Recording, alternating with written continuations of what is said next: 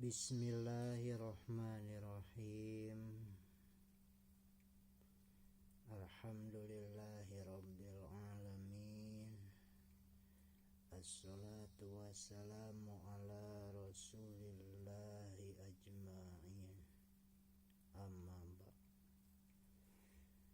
Masih neraskeun hanca mutalaah Kitab Fathul Mu'in halaman 25.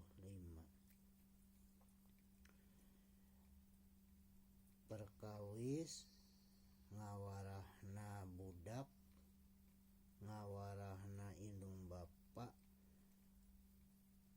ka budak dina masalah salat, puasa, eta teh wajib hukumna marentahkeun keur usia 7 tahun, lamun 8 tahun ngawarahna teh kudu digebug. Bahkan lain salat wae, puasa oge kitu sami ngawarahna teh. Sangka naon? Supaya engkena terbiasa si budak teh ngalakonan parentah Allah. Bismillahirrahmanirrahim.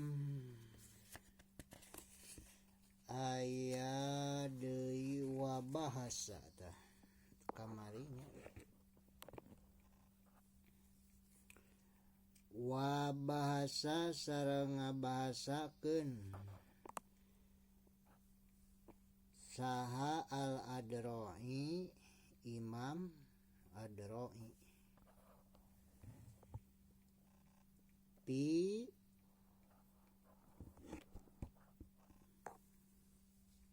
Piman dijalma sogirin anu leutik dina masalah budak anu leutik, nya budak nya leutik meureunnya. Hatak disebut budak ya leutik. Tapi ieu mah kaistimewaanana kapirin anu kafir. Tatkala aya budak leutik jorojoy meunang hidayah taufik ti Allah, asup Islam eta budak teh. Na toko asup Islam ieu si sogir bisa hadataini kalawan 2 kalimat syahadat. Annahu kana saestuna ieu si eman teh yu'maru eta diparentahkeun ieu si eman nadban kalawan sunat. Jadi diparentahkeun teh sunat pikeun barudak nu arasup Islam, marentahkeun kana salat jeung kana puasana teh, wasaumi jeung kana puasa eta teh sunat. Sangka naon yahisu bisa nyengker ieu si sogir man sogiro kafir alaihima kana salat jeung puasa min ghairi dorbin tina henteu diteunggel digebug, karena lipa supaya terbiasa heula atuh kakarak diasup Islam sunat teh diparentah hungkul tanpa ghairo dorbin. Pikeun lipa supaya terbiasa al khairo kana kahadean ba'da bulughihi dina sabada balegna ieu man sogaro.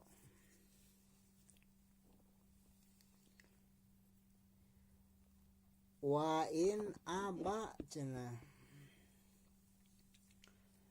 sanajan mungpang nolak tetep parentahkeun sunatkeun cenah biasa engkena ge terbiasa. Wa in aba jeung sanajan mungpang naon al qiyasu qiyas dalika kana itu masalah.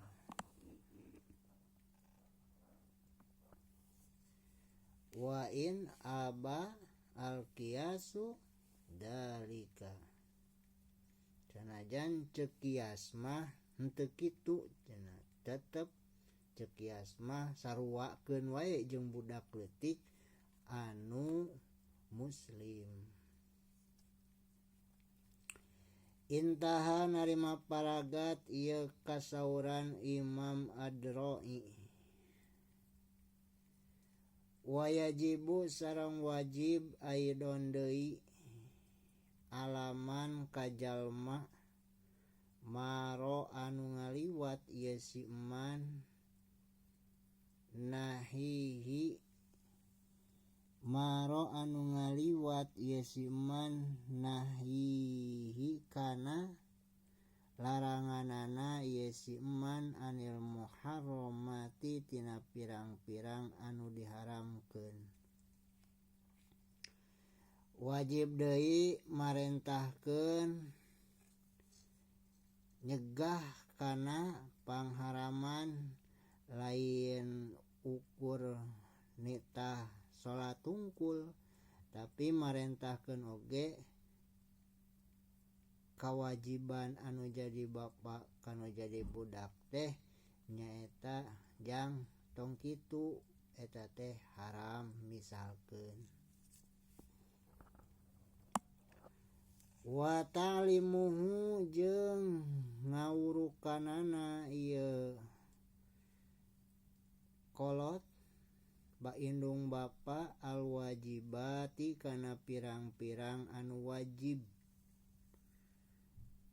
Jadi keur meujeunna nya umur 7 tahun masa pendidikan tulus 8 tahun wayahna pagahan eta budak teh senanyahoan pangharaman jeung kawajiban. Lamun teu bisa kitu senang ngadengikeun titah ngaji misalkeun teu mampu mah eta teh da jadi kawajiban nu jadi indung bapana. Wa nawiha jeung saumpamana ieu wajibat min sairi saroi tina sasesana pirang-pirang syariat adz-dzahirati anu dohir. Bahkan sasesana pirang-pirang syariat anu dohir kudu diajarkeun ka budak manya. Walau sunatan jeung sanajan bab sunat ge kudu diajarkeun sapertikeun kasiwaki sapertikeun nyiwak kieu jang yeuh carana nyiwak teh dipagahan ku bapana teh. Wa amaro jeung marentahkeun si bab indung bapana huka si jalma bidalika kana itu wajibat. Gelak-gelaknya punten. Wala yantahi jeung henteu narima paragat naon ujubum kawajibana perkara maro anu geus kalewat ieu emma alaman kajalma maro anu marentahkeun ieu si eman illa bulughihi nepikeun ka balegna ieu si eman si jalma rosidan tur pinter. terus we ajarkeun nepikeun ka manehna nyaho pinter.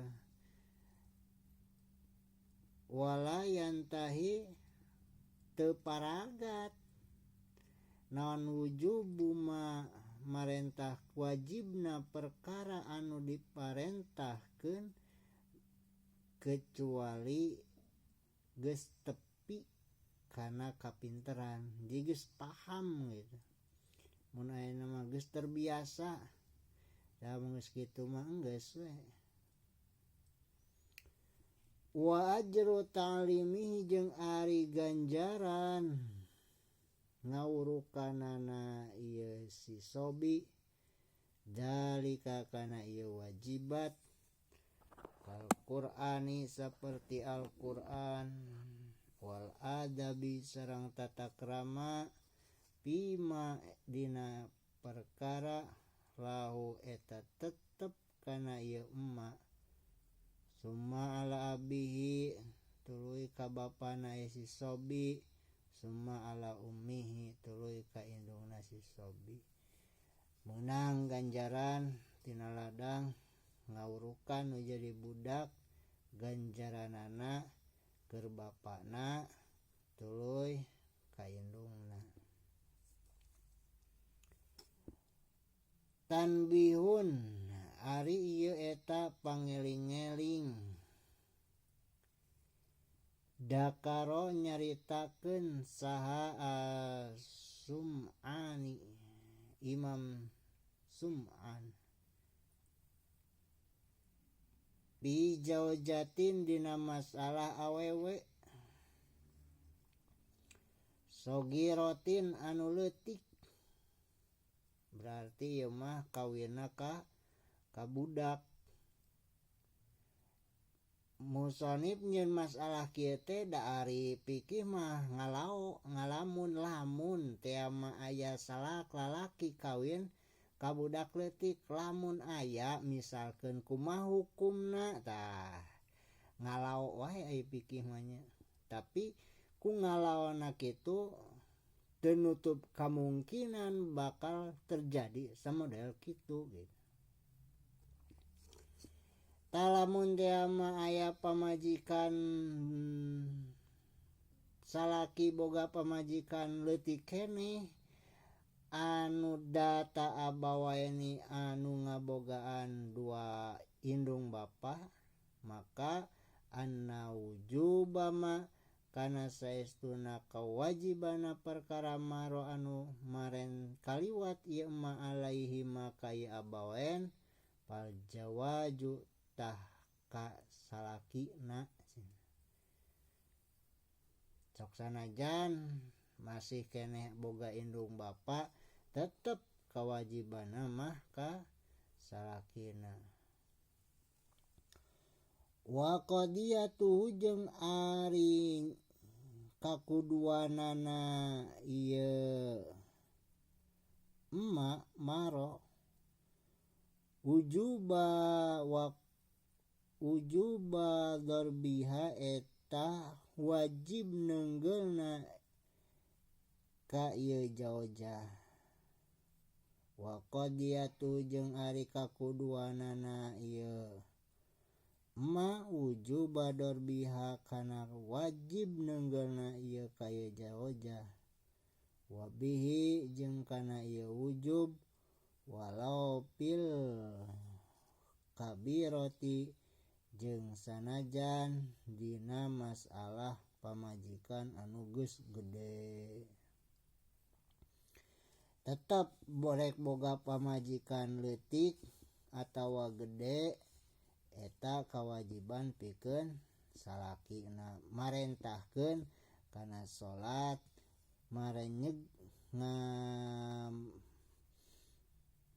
ngawurukan kawajibanana tuluy marentahkeun tina nyegah pangharamanana kawajiban nu jadi salakina.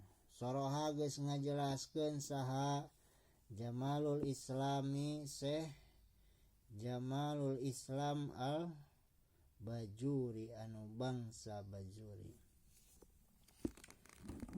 Qala nyarios tinggal itu. Qala nyarios saykhona guru urang sadayana wa huwa jeung ari ieu kaul teh dohirun eta anu dohir ilam yahsa lamun teu sieun ieu si jaoj nusujan kana nusuj wa atlaqo jeung ngamutlakeun deui sa Jarkasiyu Imam Jarkasi nadban kana sunat lamun ceuk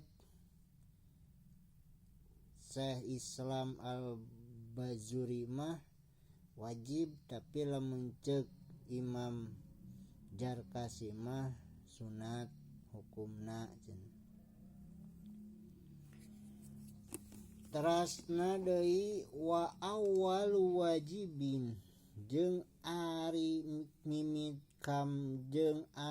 mimitina anu wajib diacloknya tah alal abai ka pirang-pirang bapa ta'limuhu eta ngawurukanana ieu budak.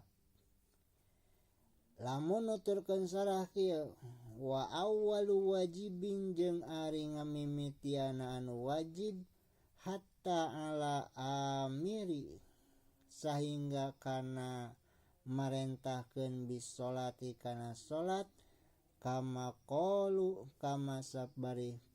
saperti perkara qalu anu parantos nyarios para ulama ala abai eta ka pirang-pirang bapa.